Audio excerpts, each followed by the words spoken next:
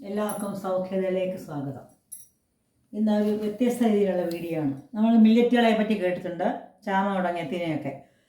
മില്ലറ്റുകൾ എങ്ങനെയാണെന്ന് പൊടിക്കേണ്ടതിനെ പറ്റി പലർക്കും സംശയമുണ്ട്. അതൊന്ന് ക്ലിയർ ചെയ്യാമെന്ന് വിചാരിച്ചു. ഇത് കൂവരകൾ അല്ലെങ്കിൽ റാഗി പൊടിച്ച് എങ്ങനെയാണ് അത് സാമ്പിൾ വെച്ചാണ്. ഇത് ചാമ, കുറച്ച് റിഫൈൻഡാണിത്. അടുത്തത് ചാമ 8 മണിക്കൂർ കുതിർത്ത് വെള്ളം വാലാൻ വെച്ചതാണ്. പുട്ടിനും ഇടിയപ്പത്തിനും എങ്ങനെ ആ മാവ് ഉണ്ടാക്കാം പൊടിച്ച് എന്നതാണ് കാണിക്കുന്നത്. നമുക്ക് നോക്കാം എങ്ങനെയാണെന്ന്. കുതിർത്ത് വെച്ച ചാമ പുട്ടിന് പൊടിച്ചുകൊണ്ട് വരാം. പുട്ടിൻ്റെ ഭാഗത്തിന് തരിതരിയായിട്ട്, മാവ് പോലായില്ല, തരിതരിയായിട്ട് പൊടിച്ചതാണത്. നല്ല തരികളുണ്ട് പുട്ടിന്. അവസാനം നമുക്ക് ചൂടാക്കാം. അടുത്ത ഇടിയപ്പത്തിന് കുതിർത്ത ചാമ നല്ല മയത്തിൽ തരിയൊന്നുമില്ലാതെ പൊടിച്ച് നമുക്ക് അരിക്കാം.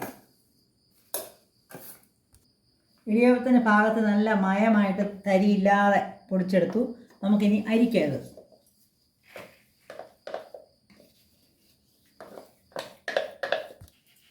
നന്നായിട്ട് അരിച്ചെടുക്കാം.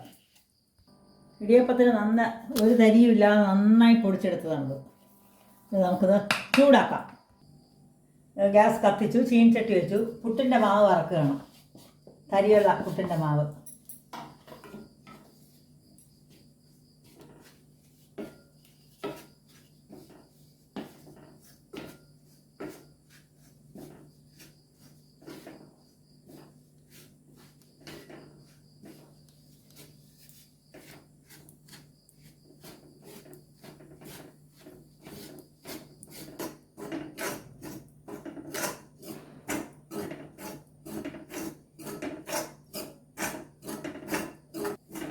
ഈ മാവ്, പുട്ടിൻ്റെ മാവ് സൂക്ഷിച്ച് വെക്കുകയാണെങ്കിൽ ചീത്തയാവാതെ കുറച്ചാളിരിക്കണമെങ്കിൽ നന്നായിട്ട് മൂക്കണം. അല്ല, അടുത്ത ദിവസങ്ങൾ എടുക്കാനാണെങ്കിൽ ആവശ്യം മാത്രം മൂക്കണം. ഇടിയപ്പത്തിന് തരിയില്ലാത്ത മാവ് മൂക്കട്ടെ. ഒട്ടും തരിയില്ല. നമ്മൾ സാധാരണ പച്ചരി പൊടിക്കുന്നത് പോലെ തന്നെയാണ് ഇതും കുതിർത്ത് പൊടിച്ചത്. ഇത് അട, ഇലയട, ഉറട്ടി, ഇടിയപ്പം തുടങ്ങിയ എല്ലാ തരളിയൊക്കെ പലഹാരങ്ങൾക്കും പറ്റിയ ഒന്നാണിത്. ഇടിയപ്പത്തിന് മാവ് നന്നായി തരിയില്ലാത്ത മാവ് നന്നായി വറുത്തതാണ്, ചൂടാക്കിയതാണ്.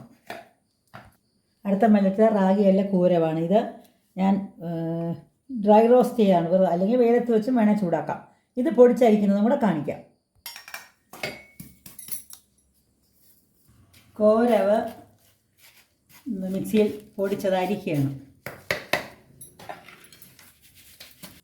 അങ്ങനെ 3 പൊടികൾ റെഡിയായി.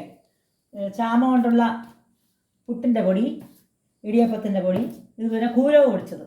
ഈ 3 ഞാൻ വീഡിയോ കാണിക്കാനുള്ള കാരണം, സാധാരണ അരി പോലെ തന്നെ ഇതൊക്കെ പൊടിക്കാമെന്നൊരു സംശയം പലർക്കും ഉള്ളതുകൊണ്ടാണ് ഇത് ചെയ്യാമെന്നുള്ളത് കാണിച്ചത്. എല്ലാവർക്കും ഇഷ്ടപ്പെട്ടെന്ന് കരുതുന്നു. നന്ദി, നമസ്കാരം.